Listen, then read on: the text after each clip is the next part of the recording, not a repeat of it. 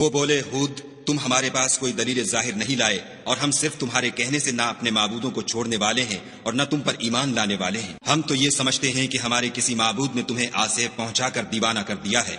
उन्होंने कहा कि मैं खुदा को गवाह करता हूं और तुम भी गवाह रहो कि जिनको तुम खुदा का शरीक बनाते हो मैं उससे बेजार हूं, यानी जिनकी खुदा के सिवा इबादत करते हो, तो तुम सब मिलकर मेरे बारे में जो तदबीर करनी चाहो कर लो और मुझे मोहलत न दो। मैं खुदा पर जो मेरा और तुम्हारा सबका परवरदिगार है भरोसा रखता हूं।